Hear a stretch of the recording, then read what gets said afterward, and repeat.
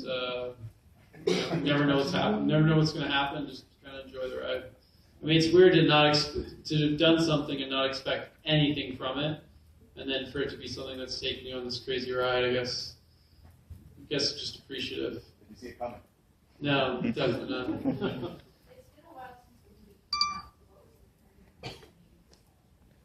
I think when the international following started happening, there was a lot of questions: how did you get involved with it?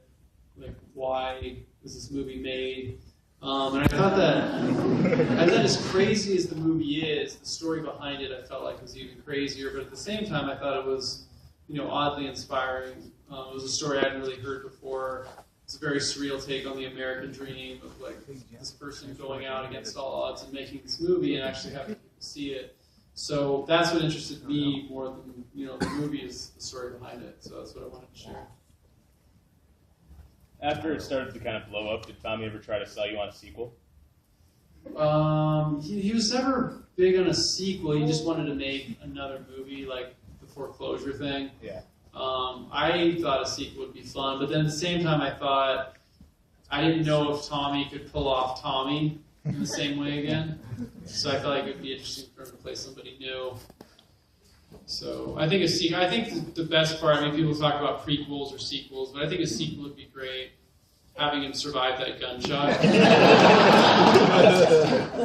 Just put him in an ambulance, just show a little shake, and then you flash 6 months later, and he's a ladies' man. Yeah, on behalf of everybody, how's your sex life, Mark? I stay away from staircases. Sex. Yes. I don't. They're humans. They're not family. I mean, if you were so self-conscious about this movie in the process of making it, why would you continue? I've heard you answer this question before. I just want to hear your current statement about this. Why would you continue on during the process of making it? If you were aware of I'd known Tommy before, so I knew. It wasn't something I took seriously. It was just basically helping him make this movie. It was either doing this or working a lousy retail job. So I figured I'd just help him make the movie. And that's what my goal was. I didn't plan on anybody seeing it. I didn't really, basically nailed in my performance, which is all you really could do. So, yeah, I just did it to help him out and didn't expect anybody to ever see it. So you didn't foresee anything like this coming for you? No, I thought it'd stay on a shelf and nobody would ever see it. I mean, there's so many movies that are made that are great, that go to Sundance, that just can't find life. People never see them, so I thought with this one, for sure. Yes! So. And how's it turning out for him right now?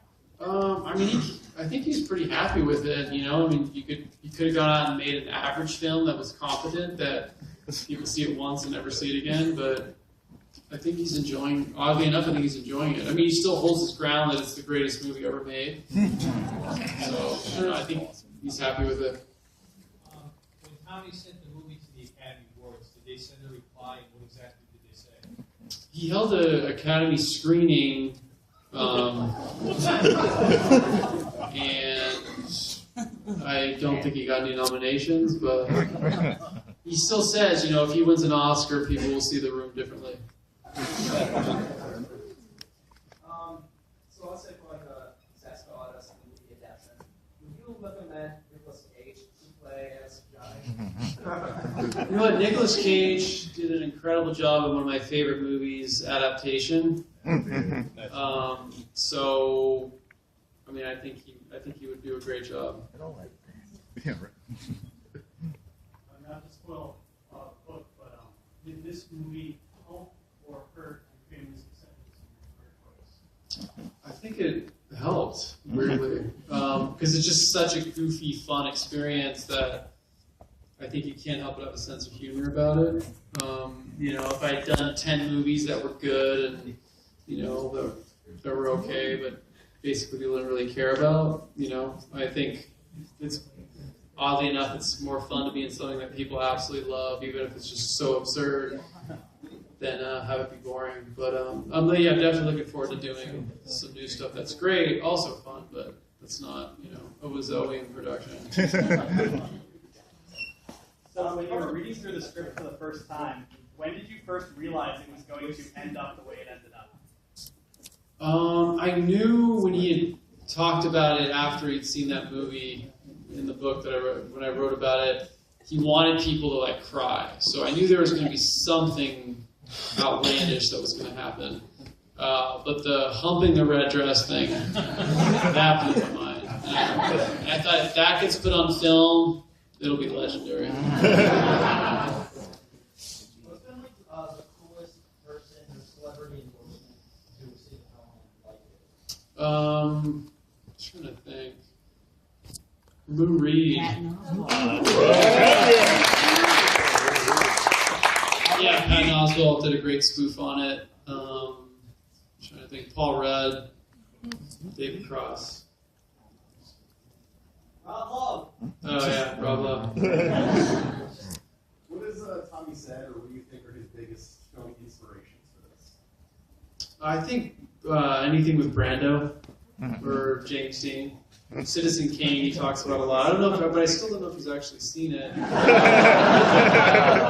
think he's seen the end. He loves big, bold, cinematic moments. He called me, when I had the beard, he referred to me as Spartacus. But then I watched Spartacus, and Spartacus doesn't have a beard. I think he sees movies and edits them in his own mind. Anyway, a couple more questions. Since it was my personal inspiration to become a graphic artist and an animator, I'm wondering if you happen to know who created the Why So Films logo. Yeah, he had some graphic designer. I don't remember his name, but I think that guy, kind of like everyone, just tried to do the best he could with material.